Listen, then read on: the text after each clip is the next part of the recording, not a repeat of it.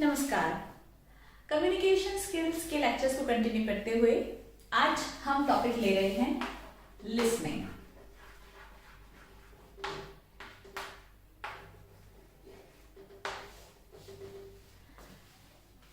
इसको शुरू करने से पहले मैं आपसे बता दूं कि कम्युनिकेशन स्किल्स के 2 लेक्चर्स हमने लिए हैं।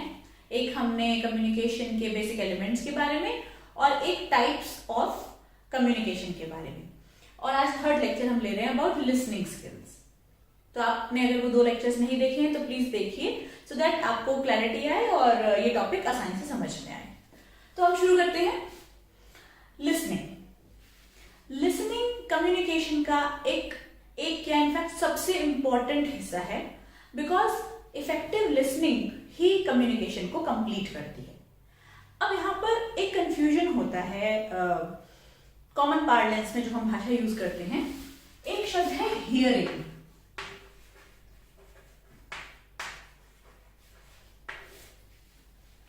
इन दोनों में क्या फर्क है और कम्युनिकेशन के लिए हमें क्या चाहिए?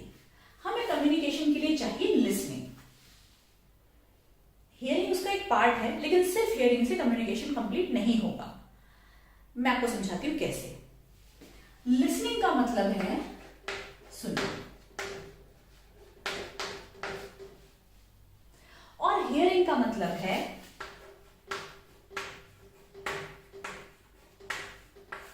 सुनने की क्षमता। लिसनिंग का मतलब है टू हियर, और हियरिंग का मतलब है ability to here.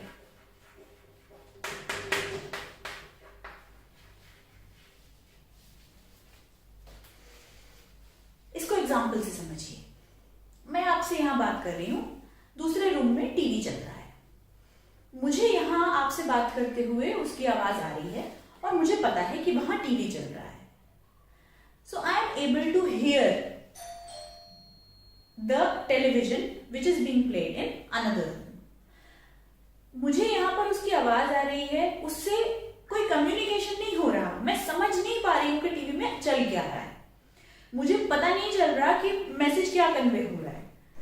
What all information I am getting from that sound is that there is a TV which is being switched on. That's it. वहां कोई कम्युनिकेशन नहीं है। कम्युनिकेशन कब होगा? जब मैं टीवी के सामने हूं, टीवी मेरे सामने है, वो जो बोल रहा है मैं समझ रही हूं, सुन रही हूं और एब्जॉर्ब कर रही हूं, तब होगा कम्युनिकेशन। तो हियरिंग सिर्फ एबिलिटी टू हियर है, वहां पर कोई कम्युनिकेशन नहीं हो रहा है, कोई मैसेज कन्वे नहीं हो रहा है। लेकिन जब आप सुनकर समझते हैं तब होती है लिसनिंग। सुनना का मतलब सिर्फ कान में आवाज आना नहीं है। सुनना का मतलब आवाज आकर दिमाग तक जाना है। तो लिसनिंग के लिए लिसनिंग इंपॉर्टेंट है टू कंप्लीट द कम्युनिकेशन। तो लिसनिंग हम कब कहेंगे? लिसनिंग के लिए 3 फैक्टर्स होने जरूरी है। सबसे पहला फैक्टर है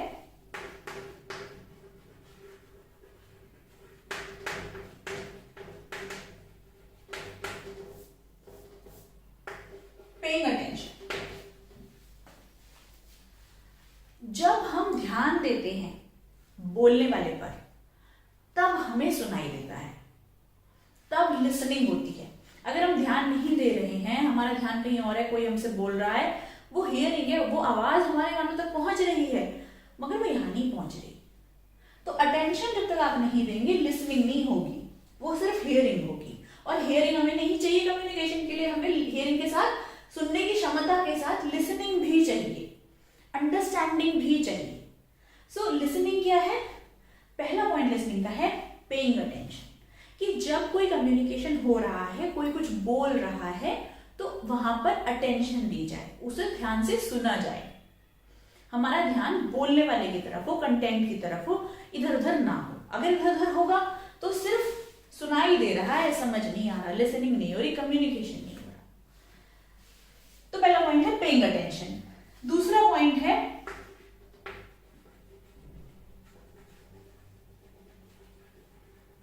understanding. what is being said, मतलब what is being heard rather, जो सुना उसे समझना। अब देखिए, मैं हिंदी बोलती हूँ, इंग्लिश बोलती हूँ, मेरे सामने कोई बंदा फ्रेंच में बोल रहा है, मैं अटेंशन दे रही हूँ, ध्यान से सुन रही हूँ, पर क्या मुझे समझ आ रहा है? Am I able to understand French? I'm not, because I don't know that language. तो जब मुझे समझ ही नहीं आ रहा, तो am I listening? I'm not listening. I'm just hearing that jibber jabber which is happening in French. मेरे लिए वो jibber jabber है because मुझे पता ही नहीं French, मैं जानती ही नहीं. So understanding what is being heard, first you have to pay attention to make yourself understand what you are hearing. And if you are not able to understand what you are hearing, even then listening is not happening. You are only hearing. So ये another important point है कि आप पहले जो कहा जा रहा है, जो बोल रहा है, उसकी तरफ अटेंशन दें, उसको ध्यान से सुने, और सुनने के बाद आपको समझ भी आए, तब होगा लिसनिंग, तब होगा कम्युनिकेशन। थर्ड पॉइंट जो लिसनिंग के लिए है वो है एबल टू गिव फीडबैक। क्या होता है फीडबैक? फीडबैक का मतलब ये नहीं कि आपने अच्छा बोला या आपने खराब बोला, ये तो एक टाइप ऑफ फीडबैक है। फीडबैक का मतलब यहाँ है कि आपने अटेंशन दी, आपने सुन के समझ लिया सामने वाले ने क्या कहा। अगर कोई इंस्ट्रक्शन आई है, आप उस पर रिएक्ट कर सकें। अगर कोई क्वेश्चन पूछा जा रहा है, आप जवाब दे सकें। अगर आपको कुछ समझाया जा रहा है, आप पैराफ्रेज कर सकें, काउंटर क्वेश्चन कर सकें, अपना डाउट पूछ सकें। तभी अगर आपको समझ में आएगा, आप तभी पूछ पाएंगे ना। अगर आपको समझ में ही नहीं आई कम्युनिकेशन, तो आप कैसे पूछेंगे? तो यहाँ फीडबैक का मतलब एक्चुअली है रेस्पॉन्स।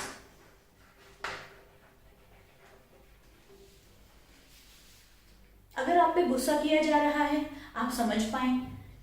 अगर आपको शाबाशी दी जा रही है, आप मोटिवेट हो पाए। तो उस कम्युनिकेशन के कंप्लीट होने का मतलब ये है कि आप रिस्पॉन्स दे पाए जिस तरह से मांगा जा रहा है, जिस तरह से कम्युनिकेशन की जो इंटेंशन है आपका रेस्पॉन्स पाने की, वो इंटेंटेड रेस्पॉन्स आप दे पाए, तो माना जाएगा कि आपने सुना, आपने समझा, वो कम्युनिकेशन हिट किया, यहां पहुंचा, उसका फायदा हुआ, वो कंप्लीट हुआ। तो इसीलिए ध्यान रखिए कि लिसनिंग स्किल्स उतनी ही इंपॉर्टेंट है जितनी कि स्पीकिंग स्किल्स या राइटिंग स्किल्स। क्योंकि जब तक आप सुनने की स्किल्स नहीं सीखेंगे कि किस तरह से सुनी जाए बात, अटेंशन दी जाए, समझी जाए, फीडबैक दिया जाए, तब तक कम्युनिकेशन कंप्लीट नहीं होगा।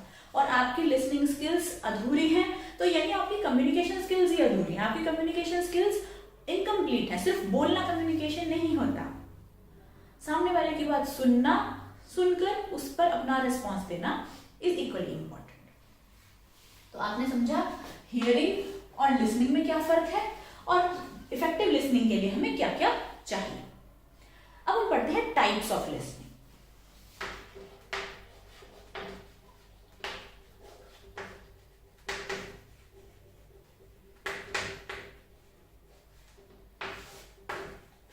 देखिए, दो तरह की लिसनिंग है।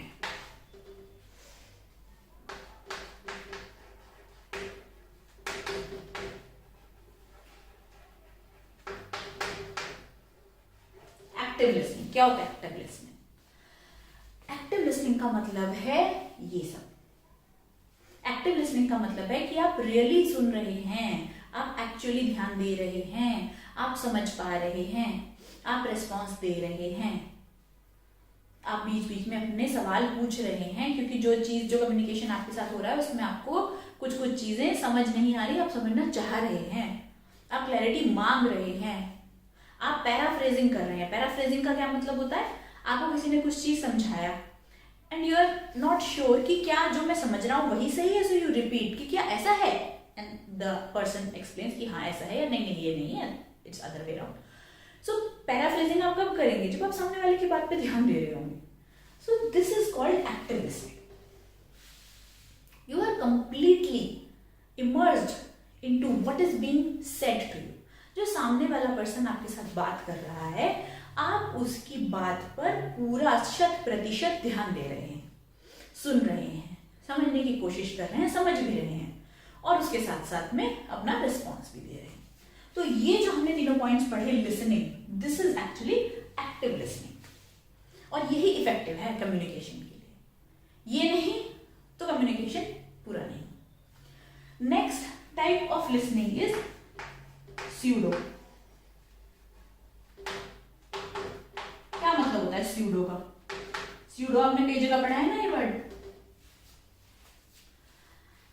स्यूडो का मतलब होता है मिथ्या, फेक, झूठा. तो स्यूडो लिसनिंग का मतलब है झूठी लिसनिंग. झूठी लिसनिंग कैसे? आप प्रिटेंड कर रहे हैं कि आप सुन रहे हैं. जब आपकी क्लास में लेक्चर चल रहा होता है, टीचर पढ़ा रहा है, आपका ध्यान आ रहा है, अरे आज तो मम्मी ने गुलाब जामुन बनाए हैं, आप सोच रहे हैं अबाउट गुलाब जामुन, टीचर पढ़ा रहा है, आप उसकी तरफ जैसे आपने देखा उसने आई कांटेक्ट किया, आपने सिर हिलाया, ध्यान अभी भी गुलाब जामुन में ही है. तो ये क्या है? ये सूडो लिसनिंग है. You are pretending to listen, you are not actually listening.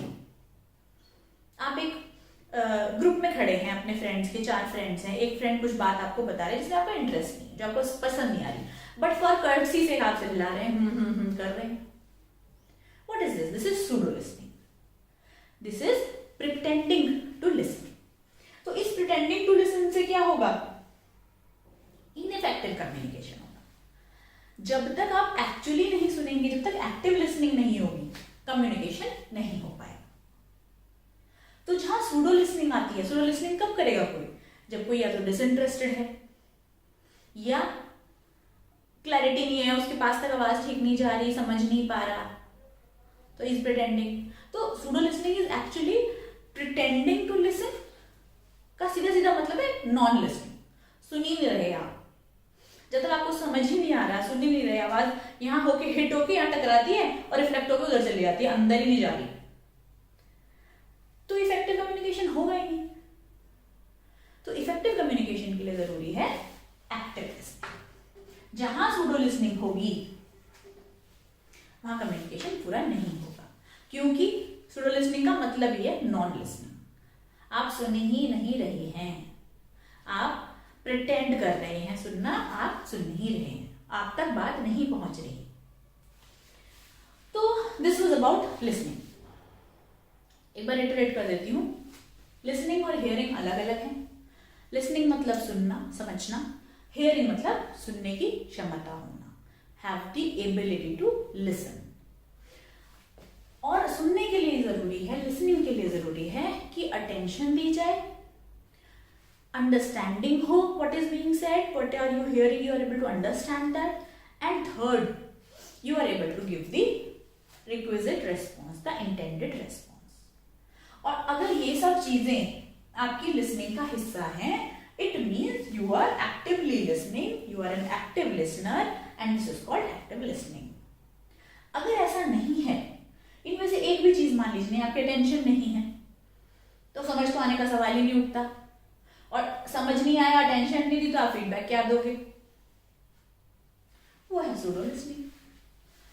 You are pretending to listen, you are showing that you are listening but you are not, so actually you are non-listening. So it is called pseudo listening, and pseudo listening से effective communication नहीं होगा. So this was all about listening. मैंने आपको एक basic idea दिया है listening का. ये terms pseudo listening, active listening, ये टेक्निकल टर्म्स है, ये आपको पता होने चाहिए about listening. उसके बाद नेक्स्ट टॉपिक हम ले लेते हैं factors that influence effective communications. Effective communication को क्या क्या इफेक्ट करता है?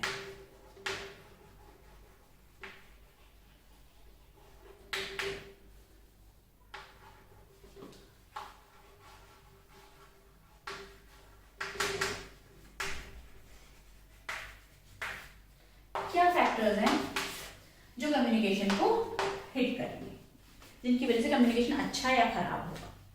देखिए, सबसे पहला फैक्टर है आपका एनवायरनमेंट.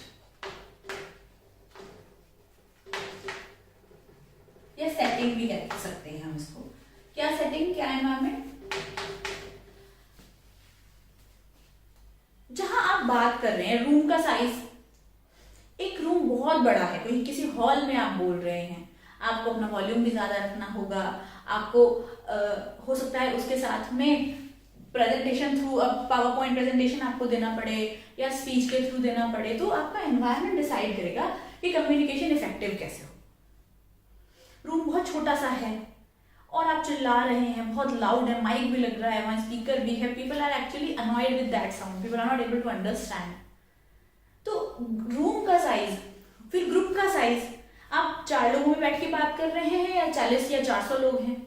अब आप सोचिए एक नेताजी एक रैली करने आते हैं, वहां पर 10,000 लोगों की भीड़ है, वो 10,000 लोगों की भीड़ के लिए क्या वो पावर पॉइंट प्रेजेंटेशन देंगे? उस साइज के हिसाब से बोलेंगे ना कि कितना साइज है लोगों का, भीड़ कितनी है। 10 ही लोग हैं तो शायद प्रेजेंटेशन देने की भी जरूरत नहीं है, बैठकर ही समझा लें एक दूसरे को जो कहना चाह रहे हैं।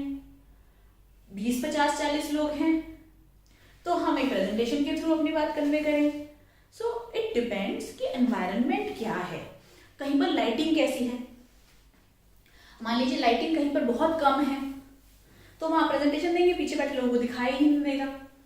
आप मूवी देखने जाते हैं, मूवी में अंधेरा कर देते हैं क्योंकि वो मोड ऑफ कम्युनिकेशन ऐसा है कि वहां आपको अंधेरे में ही वो पर्दा साफ दिखाई देता है, वरना वो साफ नहीं दिखाई देता।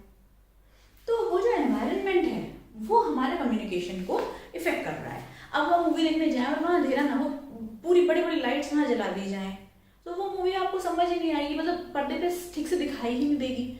और 3D मूवी देखने चले जाइए, वो चश्मे दे देते हैं आपको, वो चश्मा पहनकर आप देखिए, so that you are able to understand what is happening on the screen.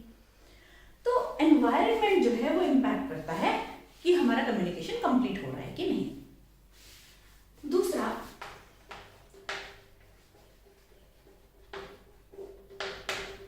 Literacy level, literacy skills भी कह सकते हैं।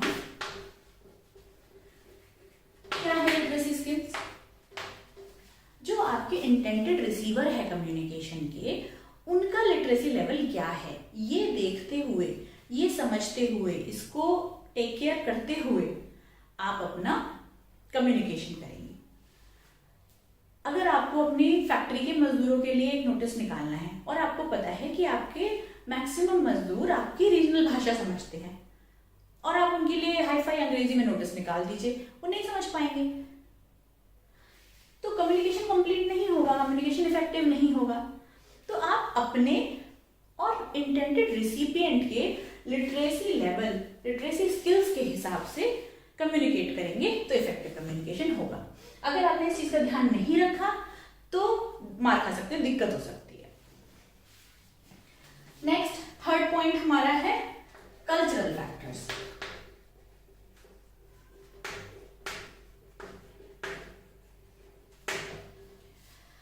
कल्चरल फैक्टर्स का मतलब होता है कि आप अपने इंटेंडेड रेसिपिएंट के कल्चरल बैकग्राउंड का भी ध्यान रखिए, उसको ध्यान में रखते हुए कम्युनिकेशन होनी चाहिए, तभी वो इफेक्टिव होती है। जैसे कि बहुत सारे देशों में मान लीजिए आपके कोई फॉरेन क्लाइंट आए हैं और वो जिस देश से आए हैं उस देश में किसी पर्टिकुलर बात को ऑफेंसिव माना जाता है, उस तरह से नहीं बोलते, तो आपको इस चीज का ध्यान रखना है कि आप उनके सामने उस तरह का बिहेवियर या उस तरह का शब्द यूज ना करें जिससे वो ऑफेंड हो।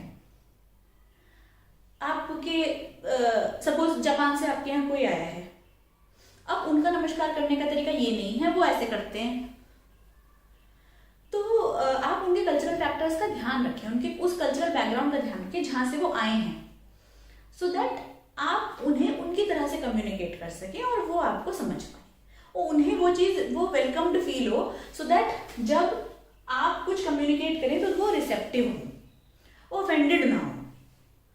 तो इसी तरीके से आप अपने इंटेंडेड ऑडियंस का कल्चरल बैकग्राउंड समझें और उससे एडजस्ट करते हुए ही अपना कम्युनिकेशन करें, सो दैट कम्युनिकेशन इफेक्टिव।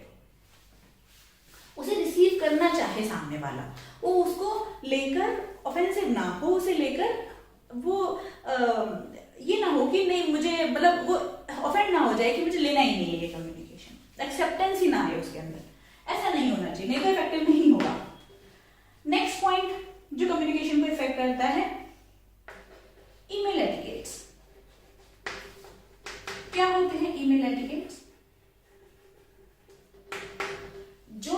आपके रिटन कम्युनिकेशन के एटिकेट्स हैं। रिटन कम्युनिकेशन के क्या एटिकेट्स हैं? जब हम छोटे से हैं, स्कूल में पढ़ते हैं, तब भी हमें हमारी टीचर सिखाती है कि आप एक लेटर लिखते हो तो पहले आप उनको संबोधन करो, महोदय, महोदया, डियर, वॉट एवर, उसके बाद आप सब्जेक्ट दो, फिर आप कंटेंट दो, फिर आप नमस्ते करो, थैंक यू कहो। ये सब these are the politeness, these are the courteous ways to include in a written communication. ये सब क्यों किया जाता है? क्यों आप लेटर लिखते हो डियर मम्मा, सीधे बात करो अपनी, खत्म? नहीं, बट हम लिखते हैं ना लेटर लिखते हुए, या हम लास्ट में thank you, your faithfully yours, ये सब चीजें क्यों लिखते हैं?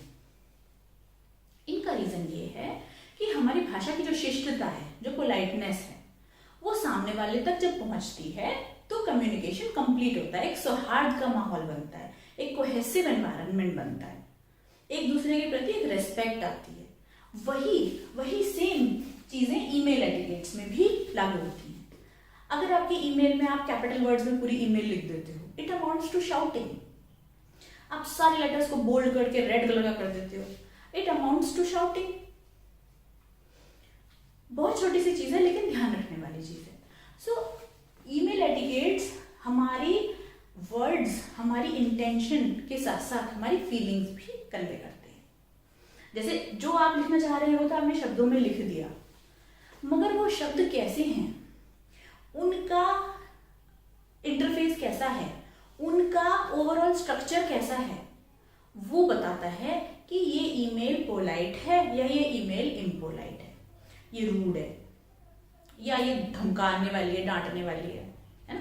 तो email etiquettes are equally important, they are just like written communication. जैसे कि उसमें यूज करी गई लैंग्वेज पे आप ध्यान रखेंगे, लैंग्वेज ठीक नहीं होगी, कम्युनिकेशन नहीं होगा। छोटी छोटी चीजें, जैसे मैंने आपको बताया फॉन्ट साइज, केस कैपिटल है या स्मॉल है, और जिसको आप एड्रेस कर रहे हैं उसका एड्रेस, कोई आपसे सीनियर है आप रेस्पेक्टेड लिख रहे हैं, कोई आपसे जूनियर है आप डियर लिख रहे हैं, the address that you are using. So इन सब चीजों से, इन एटिकेट से कम्युनिकेशन पे फर्क पड़ता है। Next point, which affect the communication is pseudo listening, जो मैंने आपको भी बताया।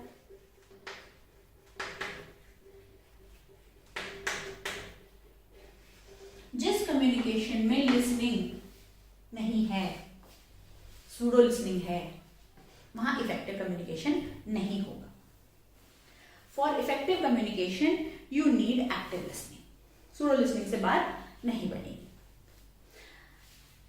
This is actually non listening, और जब तक लिसनिंग नहीं तब तक कम्युनिकेशन इफेक्टिव तो क्या दूर की बात है, कंप्लीट ही नहीं होगा। And if the communication is not complete, what to talk about being effective? Next point जो हमारा है special needs।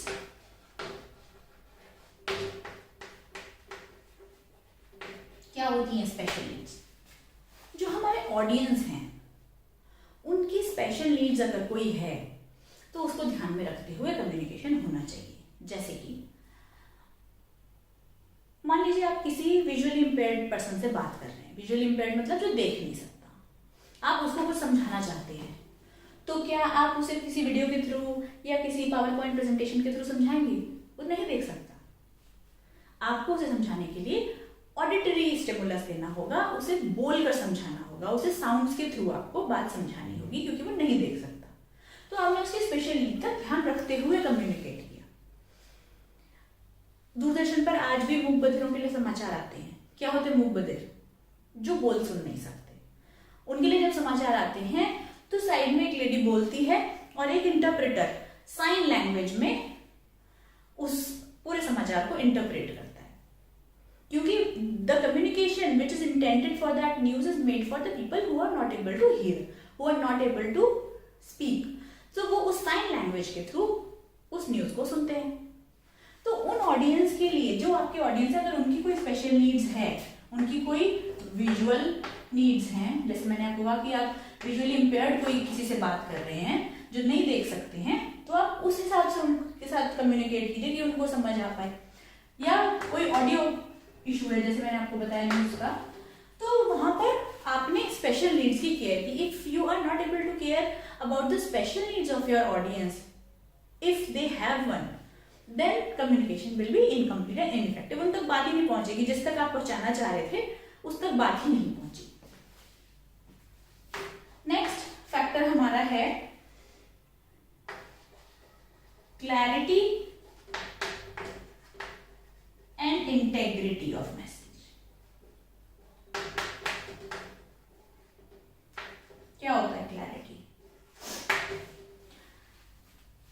बात उन शब्दों में कही जाए, मैसेज उन वर्ड्स में कम्युनिकेट हो जो साफ साफ कह रहे हैं कि मतलब क्या है, करना क्या है, रिसिपिएंट से चाहते क्या हैं। The message should be clear, it should not be वेग। ये नहीं कि आपको एक्स बात कहनी है, आप 1 2 3 से शुरू कर रहे हैं, पूरी कहानी आपने बता दी, उसके बाद में पॉइंट पे आप आ ही नहीं रहे हैं, समझ ही नहीं आ रहा सामने वाले को मुझसे क्या चाहते हो भाई। कई बार ऐसा नहीं होता, हम कोई मूवी देखते हैं और उस मूवी की एडिटिंग इतनी खराब होती है कि अभी एक स्टोरी कुछ चल रही थी, अचानक से कोई एक्स बंदा आ गया जो उससे रिलेटेड ही नहीं, आप सोचे ये कौन आ गया, कहाँ से आ गया, फिर कुछ और उसने स्टोरी पलट दिया, आपने कहा अभी तो ये हो रहा था, अभी कैसे हो गया। तो यहाँ क्या हो रहा है, यहाँ आपकी स्टोरी में क्लैरिटी नहीं आ रही, एडिटिंग इतनी खराब है मूवी की कि आप समझ ही नहीं पा रहे स्टोरी क्या है, तो कुछ कन्वे नहीं हो रहा, आप सिर्फ पीटते हो, बाहर निकलते हो, क्या देख लिया। तो वही आम कम्युनिकेशन में भी होता है। जब हम अपने किसी से बात कर रहे हैं, किसी दोस्त से भी हम बात कर रहे हैं, तो हम क्या कहना चाहते हैं वो क्लियर होना बहुत इंपॉर्टेंट है। मैसेज क्या देना चाहते हैं, इंटेंशन क्या है बात के पीछे, बताना क्या चाह रहे हैं, वो क्लैरिटी बहुत इंपॉर्टेंट है। And what about integrity? क्या होता है इंटेग्रिटी? इंटेग्रिटी का मतलब होता है कि ये जो मैसेज कन्वे किया जा रहा है इसकी क्रेडिबिलिटी कितनी है, ये कितना सही है या कितना सच है। मैंने एक बात किसी से सुनी, वो बात थर्ड पर्सन को बताई, अब थर्ड पर्सन को ये पता है कि मैं अगर ये बात बता रही हूँ तो हाउ क्रेडिबल इट इज, कि मुझे क्या ये बात पता होनी चाहिए, क्या किसी क्रेडिबल सोर्स से पता चल सकी होगी या कहीं से सुनी होगी, रूमर होगा, अखबार में पढ़ लिया होगा। तो जो इंटेग्रिटी है, अगर सामने वाले को लगा कि नहीं यार ये बता रही है तो सही बता रही होगी, इंटेग्रिटी है इतनी उस मैसेज की, तो he will accept it, he will take it, he will respond to it. और उसको लगे अरे ये ऐसी, इसको क्या पता है इस बारे में, तो he will not accept it, उसको सुन के बस छोड़ देगा, बंदा नहीं ध्यान देगा। तो मैसेज की जो इंटेग्रिटी है, मैसेज का सोर्स क्या है, मैसेज कितना सही हो सकता है, उस इंटेग्रिटी के बेसिस पर भी कम्युनिकेशन कंप्लीट होता है। अगर मैसेज की इंटेग्रिटी नहीं है, हमें उस पर भरोसा नहीं है जो बता रहा है या जिस सोर्स से वो इन्फॉर्मेशन आ रही है, तो हम उसे एक्सेप्ट ही नहीं करेंगे, तो कम्युनिकेशन इफेक्टिव तो क्या कंप्लीट भी नहीं होगा। तो ये कुछ पॉइंट्स हैं जो हमारे कम्युनिकेशन के इफेक्टिव या इनइफेक्टिव होने को अफेक्ट करते हैं, जिनसे हम कह सकते हैं कि कम्युनिकेशन पूरा हुआ या नहीं और इफेक्टिव हुआ या नहीं। तो अब ये टॉपिक हम यही रोकते हैं। अब कुछ छोटी छोटी चीजें और हैं इसमें, जिसके लिए मैं अब एमसीक्यूज आपसे शेयर करूंगी और फिर हम उसमें इनको डिस्कस करेंगे। तो अब ये टॉपिक हमारी तरफ से कंप्लीट हो चुका है, आप तीनों लेक्चर्स देखिए और नेक्स्ट लेक्चर में मिलते हैं एमसीक्यूज के साथ। सो तब तक goodbye and good luck, all the best.